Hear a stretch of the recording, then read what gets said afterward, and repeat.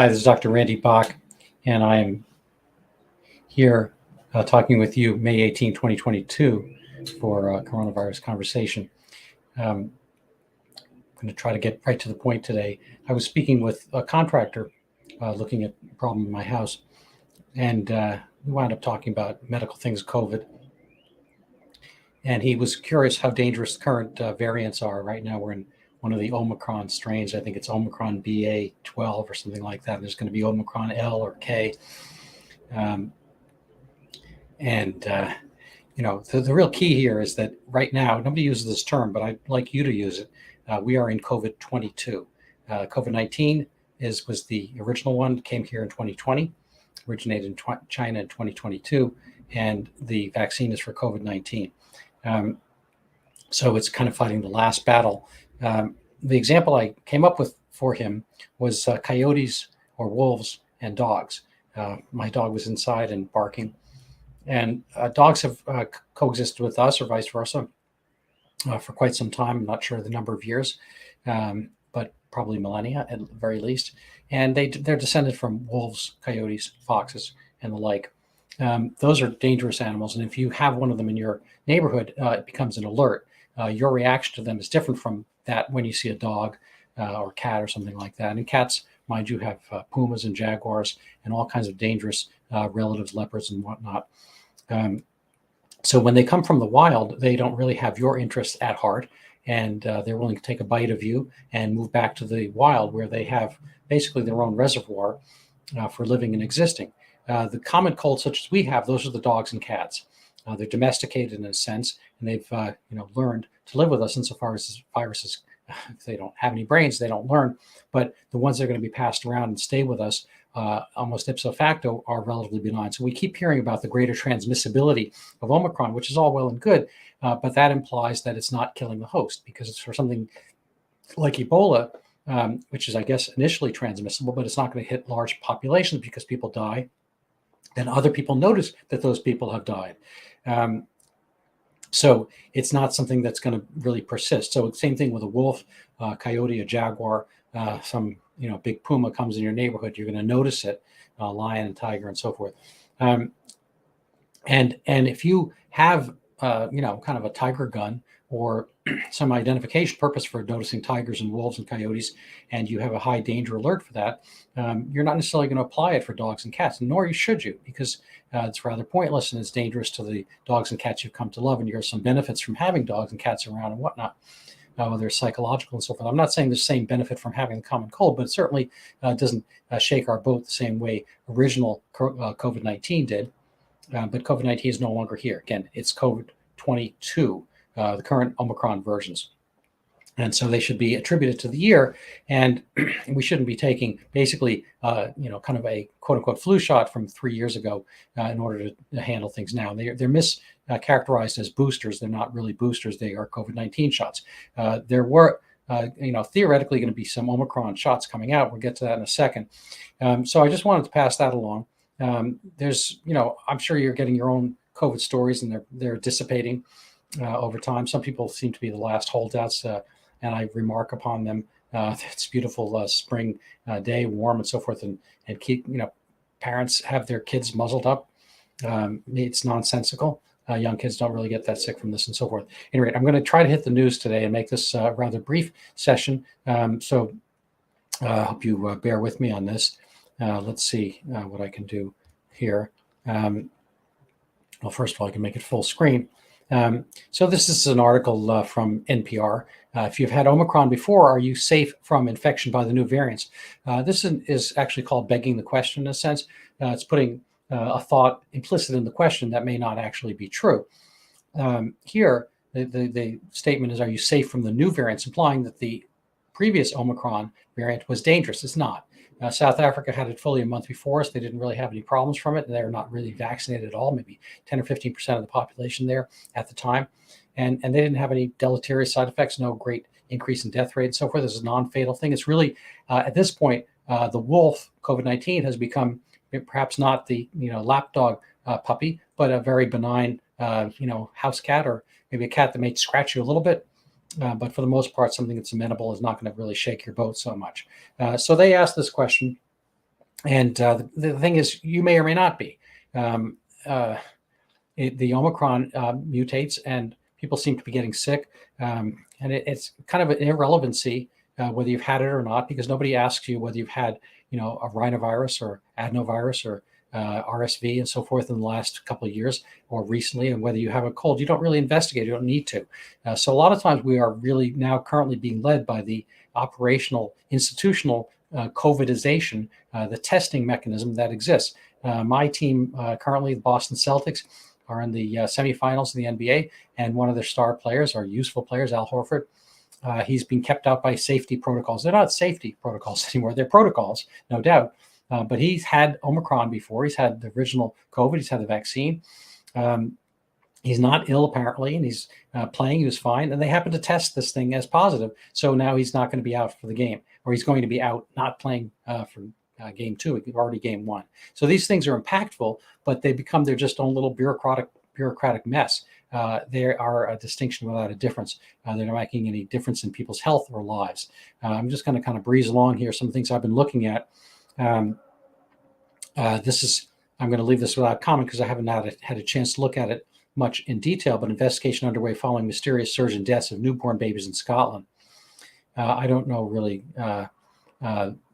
what this means, but certainly we had a pandemic in Brazil in 2015 over microcephaly, and that became a big deal. And I don't know what the relationship is here, but COVID-19 and pregnancies and so forth. But it could be vaccinations as well. We just don't really know. People do get sick from time to time, but we don't really need to keep boosting, as it were, with an ancestral version of the vaccine when that's not really present anymore. So hopefully that'll be figured out. This is something a little bit closer to my heart here. This is newsletter, Igor's newsletter, and Igor Chudov, Substack. And he's talking about something I was mentioning a little earlier, vaccine against variants, the Omicron, for instance. It's impossible and will endanger the naturally immune. I'll let you read his points on your own, and I'll leave a link to this. But basically, the Omicron moves so quickly through the population that it's no real sense, chasing one down. It takes a lot of money and effort to make a vaccine. And by the time you've made one-to-one Omicron, it will have mutated somewhat. I'm going to show you the covariant, covariance.org per country. All of these green, purple, and blue, I can make this a little bit bigger perhaps, but you can see these are the Omicron variants, and they're spreading from one country to the other, and they keep changing. So right now, I think the light purple is 21L. The blue up here in the corner is 21. I think it's 22C. So they actually are calling it COVID-22. The 21 refers to the year. So now we are technically in COVID-22, but it doesn't really matter. The United States death rate is very low.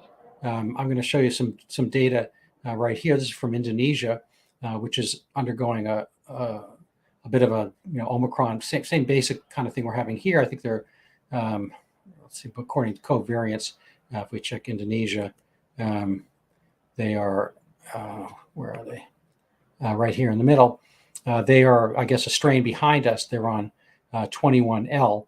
But so this is the data from 21L, but these are getting more and more benign. This is kind of hilarious because these data are, it's on a logarithmic scale. So if you know your math, the numbers, the rates of the numbers keep expanding. So this is 10, here's 100, here's 1,000. So in green, they're showing the non-significant cases, and in orange, they're showing the deaths. So they're having thousands of cases, and actually, I'm not even sure if this might just be the illnesses. So over here on the right, and I apologize, it's in Indonesian language, these are the in yellow are the fatality rates from the current bug. So we're down at 0.06%. This is the Omicron strain current, pretty much current with us, and maybe a little bit slightly behind. These are the ones who feel some illness, about 3%, and 97% really don't even notice it at all. There's really no impingement, maybe sniffles and whatnot. So they're having COVID-21 currently. And I have a friend in Indonesia who gave me this page, and they're masking everywhere. All the stores and whatnot. If he goes into a store without a mask, all the store clerks pull theirs up. They're not wearing masks amongst each other. It just becomes kind of this strange ritual, and it's I don't know. Maybe 50 years from now, people will have masks. They have no idea why they started wearing them, but they'll continue to do so.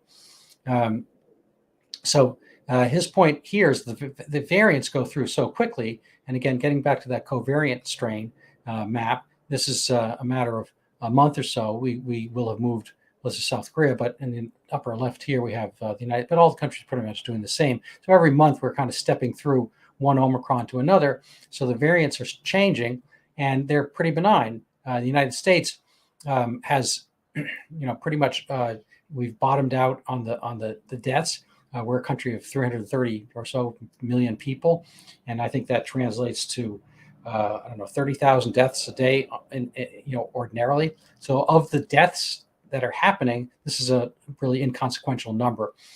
People are still kind of going nuts over it.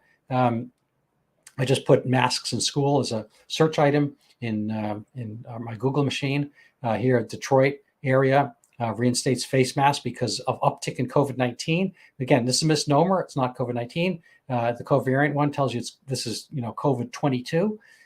So Michigan schools revert to masks. New York City decided not to, but there are places that are still pondering masks. And dealing with this whole thing when kids never really got sick in the first place. The absurdity of it all is continuing.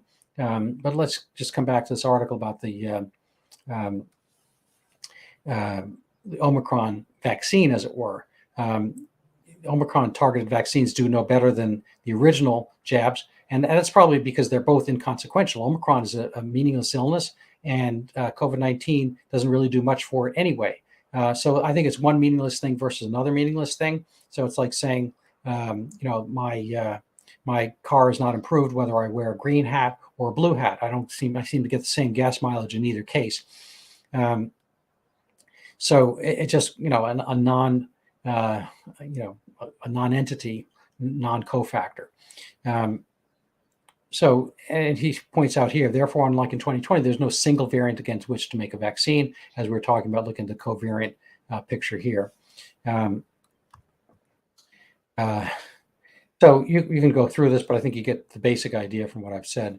This is a guy, El Gato Malo, I think he's on Twitter, and he's got his own Substack as well. I think he's a data analyst, pointing out this is not science per se, but he's pointing out the states with the top vax rate have the highest case rates per 100,000. I think this is probably because people are just COVID neurotic, and they wind up testing more. And so they see more quote unquote cases, but a case doesn't really mean anything if it's just a positive test. That's not the way we define cases of appendicitis or cases of pneumonia or whatever. You have to have symptoms prior. So now we just test all the time, so we're finding stuff. So let's just kind of breeze through the rest of the things I've been looking at. This was interesting because the CDC actually, in a sense, brought on the formula crisis. They were involved in shutting down the Abbott facility in Michigan, I believe it is, believing that there were, some certain, I think 2 or 3 cases of illness or fetal, not fetal, but childhood death from some contaminant. Turns out on a DNA genomic basis, they were not from the formula, but lo and behold, they closed down the factory, 40% of the supply. And,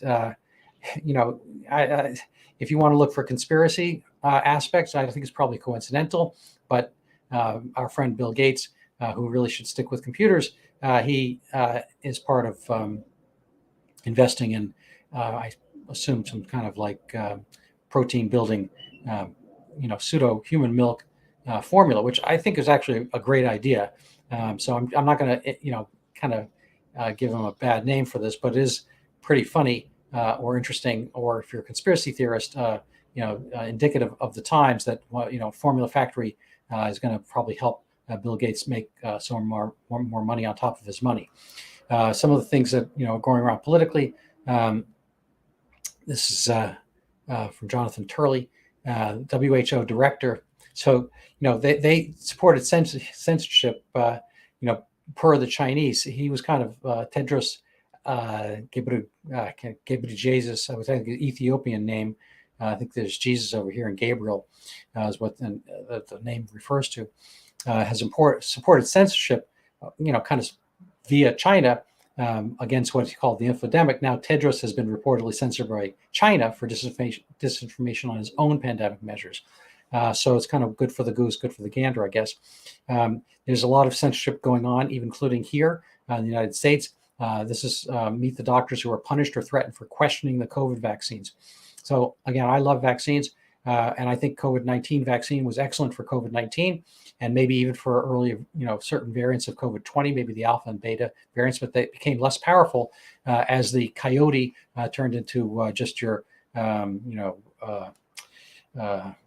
Bichon Frise or poodle and whatnot, which are less coyote than they used to be. So they probably have dog-like aspects in common, and there are probably some commonalities when you take a vaccine against a coyote that might work against the puppy, but there's really kind of no point in getting one against a poodle when coyotes are real threatening actors, and they're no longer around. This is from Cheryl Atkinson. This is, again, more political aspect of some of this stuff that's going on with COVID, and the internal CDC docs on the agency's false COVID vaccine claims. So she shows the parts that from Freedom of Information Act, parts that were redacted, all in blue. I'm not going to spend a lot of time on the article, but there are politics going on. The CDC, speaking of this ad over here, they're CYA, if you know what that means. And eventually she points out that the CDC tracks and logs CDC-related tweets by members of Congress. I mean, why not? It's a political organization in a sense, and they might as well, curry favor with and go against, curry favor with their friends and try to, figure out ways to undermine their enemies, as they did with Jade Bhattacharya and the Great Barrington Declaration co-signatories. What else do we have? So I think I'm going to round out our time here today by seeing kind of the relative and relevant absurdities that are going on. These are in China right now, which is again suffering from, as it were, not really suffering from the Omicron version. So people are not even sick, but there's still kind of shutdowns in Shanghai. If we go through some of these things, I guess the Shanghai authorities are going to allow some firms to resume work. There apparently were 0 car sales in April in Shanghai. So I think there's maybe 43 million people in Greater Shanghai. It's kind of an amazing drop in the vitality of the area. The unemployment rate has, I think, tripled. There are going to be bad times coming. There's only a certain amount of money you have to spend in the world. They're taking some of their poverty funds and they're putting it into anti-COVID naturally. I think there's maybe an article here on this topic. COVID lockdowns drive middle-class citizens to go abroad. I suppose this, their loss will be our gain in certain ways. And there you have it. So what else we have for you? So I've had some comments that get to be a little windy. I'm probably going to leave it here on that topic. If you have any questions that you'd like to have addressed in future episodes, please let us know. I think right now, probably you should enjoy your puppy, your cat, so forth, being aware that occasionally they can scratch or nip and so forth. But for the most part, they would not be amongst us if they were uniformly dangerous. And this is the case with the common cold. It wouldn't get to be common unless it wasn't knocking us over a lot.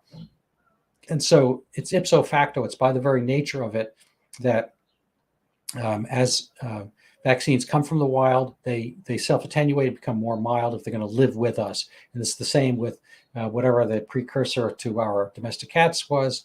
and ditto for wolves, coyotes, and so forth, which have led us to our cute little puppy pictures and so forth. So anyway, I hope you enjoy your pets. And if you enjoyed this, please let us know. And if you didn't, please let us know and try to pass it around and share it. I enjoyed meeting with you